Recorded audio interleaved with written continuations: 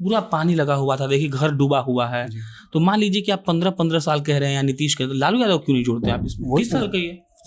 30 साल, मैं तो 70 साल बोलता हूँ, किसी ने इस तरफ देखा नहीं। जहाँ पे जाता हूँ बिजली नहीं होती है, रोड नहीं होता है, नाव से हिल के जा रहा हूँ, इतना पानी में जाता हूँ। देख के बहुत खराब लगता है कि अभी भी हमारे लोग किस तरीके से रहते हैं यहाँ पे। अभी भी अपने गांव से बाहर नहीं निकल पाते हैं जब बाढ़ आती है। आज की डेट पे 15-20 दिन से 17-16 मंत्री यहाँ पे बैठे हुए हैं आपको हराने के लिए जी। और वो दावा लगाते हैं कि विकास हो रहा है। आप खुद आए हैं, आपको कितनी दिक्कत हुई यहाँ पे आने में। आरजेडी ने तोड़ा अलायंस, हमने कुछ नहीं किया। हम तो अपना अलायंस टूट गया है, दिख रहा है।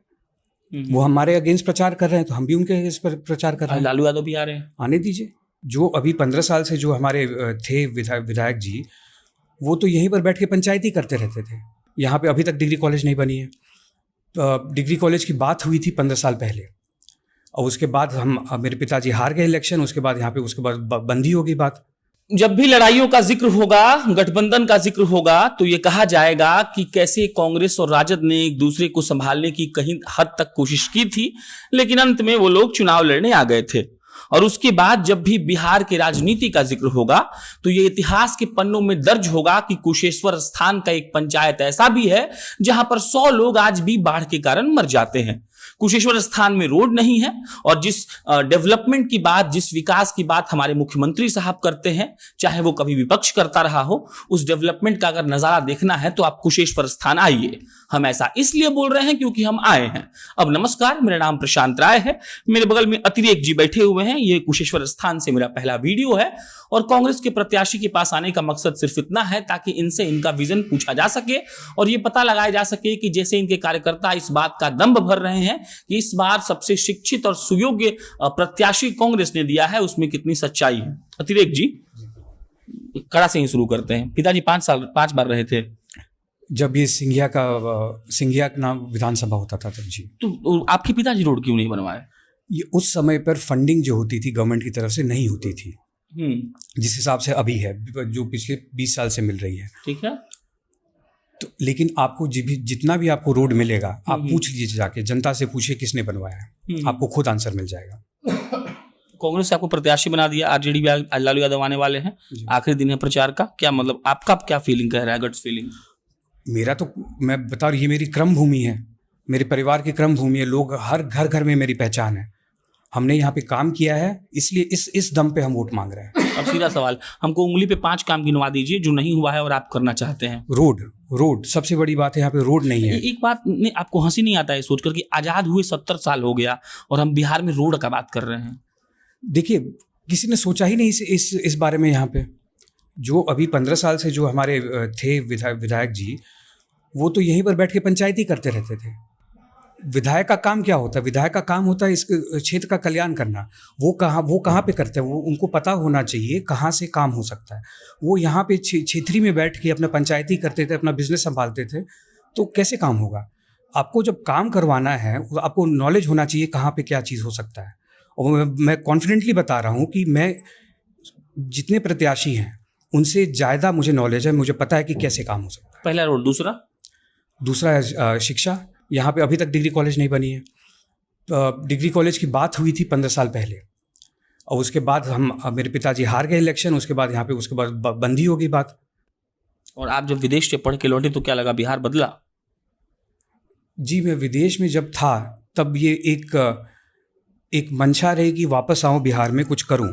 जब आया तो देख के बहुत ख़राब लगता है कि अभी भी हमारे लोग किस तरीके से रहते हैं यहाँ पे। अभी भी अपने गांव से बाहर नहीं निकल पाते हैं जब बाढ़ आती है। तो बाढ़ के चलते 100 लोग एक पंचायत में मर जा रहा है हर साल। और मतलब अगर हम डेवलपमेंट की बात करें तो गंगा के उस पार तो थोड़ा बहुत डेवलपमेंट मान लेते हैं, हुआ भी है। आपका एरिया सबसे गया गुजरा है, वो किसको दोष दें? मैं सीधा नीतीश बाबू को दोष देता हूँ। उन्होंने ये अभी आज के डेट पे 15-20 दिन से 17-16 मंत्री यहाँ पे बैठे हुए हैं आपको हराने के लिए जी। और वो दावा लगाते हैं कि विकास हो रहा है। आप खुद आए हैं, आपको कितनी दिक्कत हुई यहाँ पे आने में। आपने देखा यहाँ का क्या माहौल है। लोग परेशान हैं, लोग बहुत परेशान हैं यहाँ पे। अब जो मंत्री आए हैं वो 30 आज खत्म होगा प्रचार, चले जाएंगे घर। यहाँ पे हम बचेंगे, जो यहाँ पे रहते हैं, जो यहाँ की समस्या समझते हैं, और समाधान हमें करना है। और ये जनता भी इस बार समझ रही है, वो समझ रही है कि इस बार ये इलेक्शन जो है ये एक विधायक का है, जो विधायक आपका काम कर सके। पूरा पानी लगा हुआ था, देखिए घर डूबा हुआ है। तो मान लीजिए कि आप 15 साल कह रहे हैं या नीतीश कह रहे हैं, लालू यादव क्यों नहीं जोड़ते आप इसमें? 30 साल कहिए। तो 30 साल, मैं तो 70 साल बोलता हूँ, किसी ने इस तरफ देखा नहीं। ये इस एरिया को सबने छोड़ा हुआ था। अभी ये एक वक्त मिला है कि हम यहाँ पे अच्छा काम कर सकते हैं। क्या गारंटी है कि आप काम करिएगा? हो सकता है आप भी चोरी करिएगा, क्यों मान ले कि आप काम करिएगा? अब मैं तो खाली अपना वचन दे सकता हूँ और कुछ नहीं बोल सकता। मैं मुझे एक अवसर दीजिए कि मैं अभी ये भी तो 4 साल का अवसर है, 5 वर्ष है नहीं। 4 साल में मैं कुछ अगर काम कर सकता हूँ, उसके बाद आप मुझे नाप तोलिएगा। लोग के पास जब आप जा रहे हैं वोट मांगने के लिए, तो सबसे प्रमुख बात क्या है जो आप बोल रहे हैं लोगों को?